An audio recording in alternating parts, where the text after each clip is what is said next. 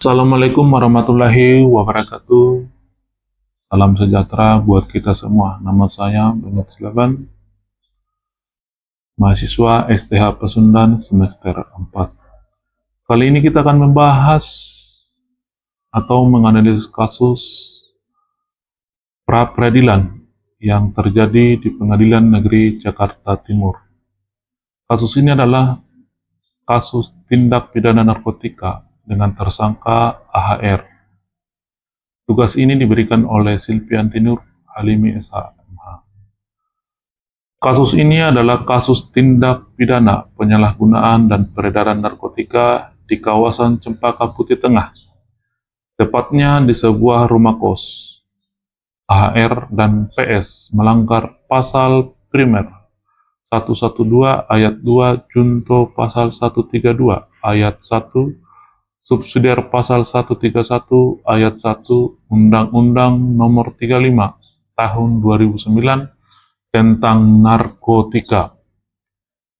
Kasus ini masuk dalam delik biasa, yang artinya bisa diproses tanpa adanya laporan. Kasus ini bermula dari adanya pengembangan informasi dari masyarakat yang mencurigai adanya tindak pidana penyalahgunaan dan peredaran narkotika di kawasan Cempaka Putih Tengah. Dalam tahap penyelidikan, BNN mengembangkan laporan dan menemukan dua target operasi, antara lain PS dan kekasihnya AHR, tepatnya pada tanggal 6 April 2012. Akhirnya petugas menangkap tersangka PS di halaman parkir kos saat akan mengantar barang pesanan yang diduga narkotika. Petugas BNN kemudian melakukan penggeledahan dan menemukan sabu yang disembunyikan dalam bungkus rokok. Selanjutnya PS digiring oleh petugas ke kamar kosnya, yaitu di kamar R lantai 2. Di kamar tersebut, petugas mendapati AHR yang merupakan kekasih PS. Pada saat itu, petugas menanyakan letak barang narkotika. Dan dengan kesadarannya, AHR menunjukkan ke arah laci mejanya. Setelah digeledah, ditemukanlah barang bukti sabu seberat 291,4 gram dan ekstasi sebanyak 3.145 butir. Sehari setelah penangkapan, tepatnya 7 April 2012, BNN melakukan penahanan kepada AHR sesuai dengan surat perintah penahanan nomor SP-Han-22-INTD-4-2012-BNN dengan alasan telah cukup bukti.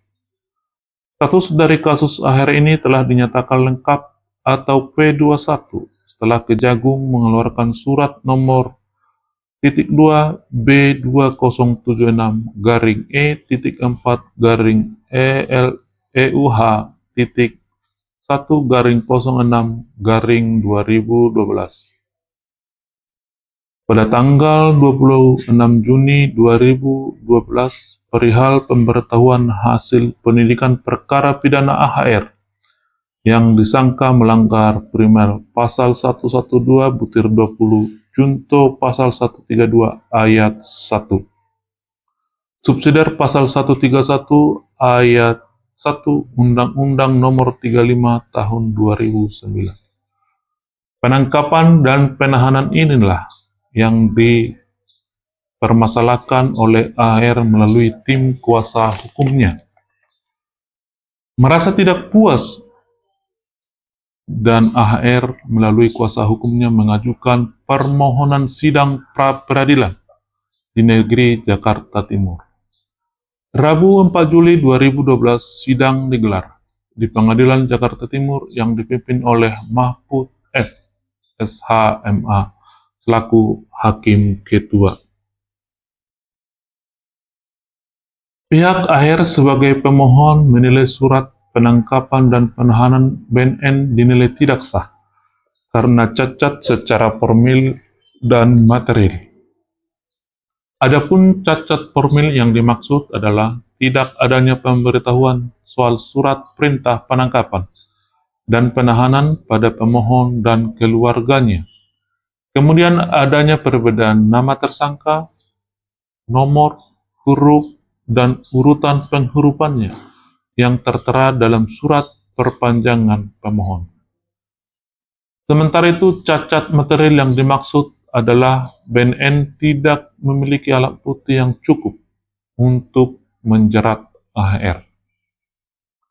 Menanggapi sejumlah tuduhan itu, tim kuasa hukum BNN memaparkan fakta-fakta hukum terkait dengan proses penangkapan dan penahanan yang dilakukan oleh anggota BNN.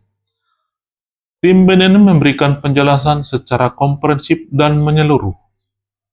Dalam surat jawaban, BNN memaparkan secara lengkap mengenai kronologi penangkapan tersangka AHR. Penangkapan AHR sendiri telah dilengkapi dengan surat penangkapan nomor SP-kap-44-INTB-4-2012-BNM tanggal 6 April 2012. Hal ini didasarkan pada bukti permulaan yang cukup, PIT pasal 17, Junto pasal 1 butir 14 KUHP, Junto pasal 76 ayat 1 dan 3 Undang-Undang Nomor 35 Tahun 2009 tentang narkotika.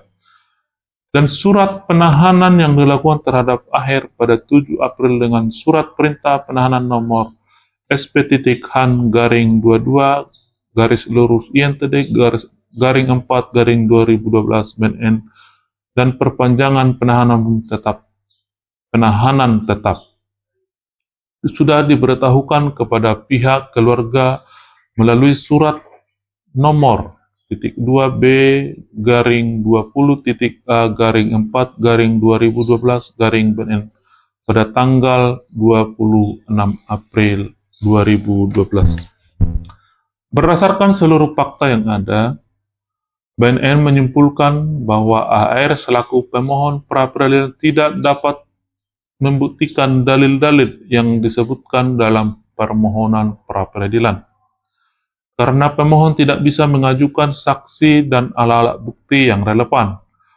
Pada akhirnya, para kuasa hukum BNN sebagai pemohon pra-peradilan memohon kepada hakim yang memeriksa dan mengadili perkara ini di Pengadilan Negeri Jakarta Timur untuk memutuskan: 1. Menolak permohonan pra-peradilan yang diajukan oleh AHR selaku pemohon untuk seluruhnya, termasuk permohonan ganti kerugian.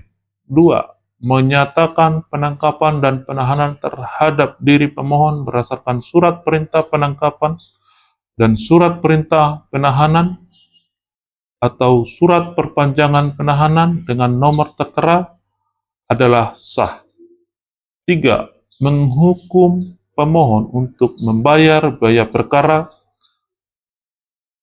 Telah melakukan analisis hukum terhadap kasus ini,